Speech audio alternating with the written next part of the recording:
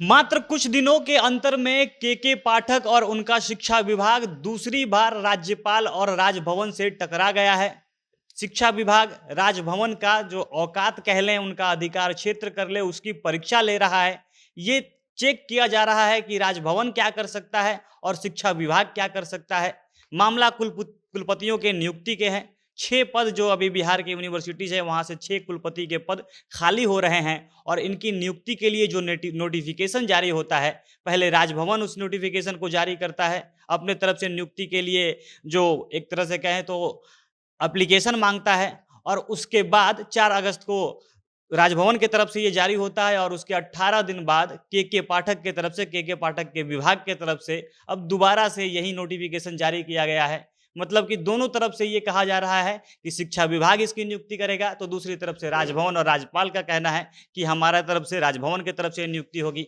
और चर्चा ये हो रही है कि राजभवन और के पाठक नहीं लड़ रहे हैं, बल्कि ये मामला सीधे नीतीश और मोदी की लड़ाई की है। एक तरफ नीतीश के करीबी हैं के पाठक, उनके एकदम कहें तो करीबी ऑफिसर, और दूसरी तरफ आरएसएस के पुराने कार्यकर्ता और बीजेपी में कई साल बिता चुके, विधायक रह चुके राजेंद्र विश्वनाथ आर्लेकर, जो वर्तमान में अभी बिहार के राज्यपाल हैं। और इन दोनों की लड़ाई, नीतीश और मोदी की लड़ाई, एक दूसरे का जो उनको निशाना साधने का जो एक तरीका है, दूसरे के कंधे पर बंदूक रखकर ये दोनों गोली चला रहे हैं। अब कैसे ये नियुक्ति वाला खेल फंसा हुआ है, कुलपतियों की नियुक्ति में क्या कुछ हो रहा है, विस्तार से सारी कहानी आपको वीडियो में आगे समझाएंगे। पर उससे पहले नमस्कार, जनता जंक्शन देख रहे हैं आप और मैं हूं सन्नी मिश्रा।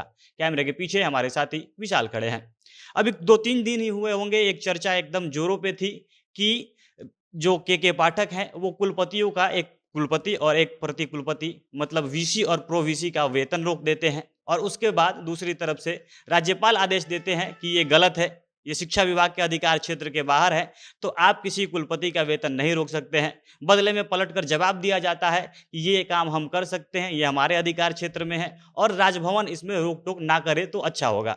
इसके कुछ ही दिन बाद फिर से एक दूसरा एक कह तो विवाद शुरू हो गया है, और इस बार भी के पाठक का विभाग शिक्षा विभाग है और दूसरी तरफ राज्यपाल और राजभवन है। इस बार 6 कुलपतियों के नियुक्ति का मामला है। राजभवन एक विज्ञापन जारी करता है, 4 अगस्त को उनके तरफ से विज्ञापन जारी होता है और 6 जो कुलपतियों का पद है जिनकी नियुक्ति होनी है, उनके लिए एप्लीकेशन मांगा जाता है। इसके बाद शिक्षा विभाग भी 18 दिन बाद 22 अगस्त को एक और अपने तरफ से वो विज्ञापन जारी कर देता है, नोटिफिकेशन जारी होता है कि आप भी कुलपतियों के 6 जो रिक्त पद है उसके लिए अप्लाई कीजिए। अब राजभवन की जो विज्ञप्ति है उसके अनुसार आवेदन की जो अवधि है वो 22 दिन की है। 26 अगस्त को, मतलब 4 अगस्त को ये जारी होता है और 26 अगस्त को जो एप्लीकेशन डालने का अंतिम तिथि है वो समाप्त हो रहा है। शिक्षा विभाग 22 तारीख को ये जारी करता है और वो भी 22 दिन का समय देता है। 13 सितंबर को उनका अंतिम डेट है जो अप्लाई करना है।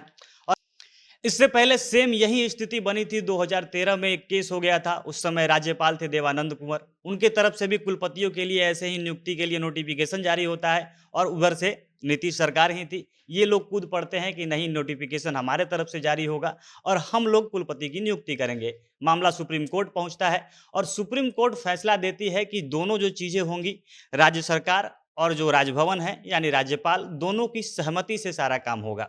इसके लिए बताया जाता है कि 3 से 5 लोगों की एक कमेटी बनेगी। अब इसमें 2 लोग, जो इस कमेटी का चेयरमैन होगा उसको राज्यभवन यानी राज्यपाल नियुक्त करेंगे। इसके अलावा एक और सदस्य कौन रहेगा उसके लिए भी नियुक्ति राज्यपाल करेंगे और एक सदस्य जो होगा वो राज्य सरकार की तरफ से भेजा जाएगा।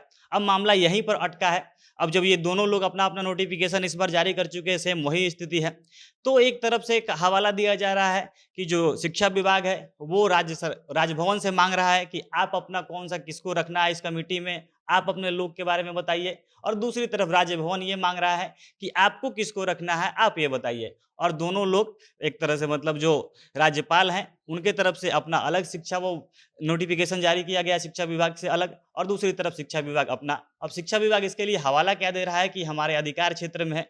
वो लोग विश्वविद्यालय अधिनियम 1976 की जो धारा है 10(2) उसके बारे में जिक्र कर रहे हैं। अब इसमें एक ऐसा धारा है कि कुलपति का जो नियुक्ति होगी, जो प्रक्रिया है वो पब्लिक नोटिफिकेशन के तहत होता है। अब इसी पब्लिक नोटिफिकेशन वाले टर्म को ये लोग यूज कर रहे हैं कि जो भी पब्लिक नोटिफिकेशन वाला काम होता है, कुछ भी राज्य में अगर पब्लिक नोटिफिकेशन जारी होता है, तो ये सारा क्षेत्र, ये अधिकार क्षेत्र राज्य सरकार के पास है। तो कुलपति के मामले में भी अगर पब्लिक नोटिफिकेशन जारी होगा, उनके आवेदन के लिए पब्लिक नोटिफिकेशन अगर कुछ जारी होगा, तो ये राज्य सरकार ही करेगा। इसको राजभवन अपने तरफ से नहीं कर सकता है। लेकिन इसके पहले कोर्ट बता चुका है कि आपसी सहमति से ये मामला होना चाहिए, और इसी चीज़ के लिए ये सारा चीज़ हो रहा है, कुछ भी नियमों का पालन नहीं हो रहा है। अब इतना सब होने के बावजूद भी पिछले कई सालों से राजभवन की तरफ से ही कुलपति को लेकर ये सारा चीज़ हो रहा था। राजभवन अपने तरफ से नोटिफिकेशन जारी करता है, क्योंकि राज्यपाल को कुलाधिपति माना जाता है, वो चांसलर होता है। जितने भी स्टेट यूनिवर्सिटी हैं, सबसे ऊपर जितने भी वीसी हैं, उनका ऊपर एक इकलौता चांसलर होता है, और इसी चक्कर में ये सारा सब कुछ हो रहा था। चांसलर ही नियुक्ति करता था। लेकिन इस बार के पाठक एकदम से जागरूक हो गए हैं, और के पाठक ने रोक दिया है, वो अपने तरफ से सारा नोटिफिकेशन जारी कर रहे हैं। और इसीलिए देखा जा रहा है कि जैसे ही यहाँ पे राज्य सरकार बदली है, दोनों अलग हुए हैं, वहाँ पे मोदी सरकार और जो नीतीश कुमार की सरकार है बिहार सरकार में, राज्य सरकार, इन दोनों में जो तल्खी बढ़ी है, इसी का नतीजा हो रहा है कि राजेंद्र विश्वनाथ आर्लेकर और इधर के पाठक, ये लोग मोहरा बनकर एक दूसरे से लड़ रहे हैं, क्योंकि असल मुद्दा जो है वो केंद्र और राज्य सरकार की लड़ाई की है। बाकी फिर से अब देखना है कि मामला ये कोर्ट पहुंचेगा, फिर से एक बार कोर्ट के इसमें दखल देकर नया फैसला सुनाना पड़ेगा, या आपस में ये मामला सुलझता है। अब तो ये भविष्य की गर्त में है। आप लोग इसके ऊपर क्या कुछ कहना चाहेंगे? कमेंट बॉक्स में अपनी प्रतिक्रिया बताइएगा। जनता जंक्शन देख रहे थे आप, बहुत बहुत धन्यवाद।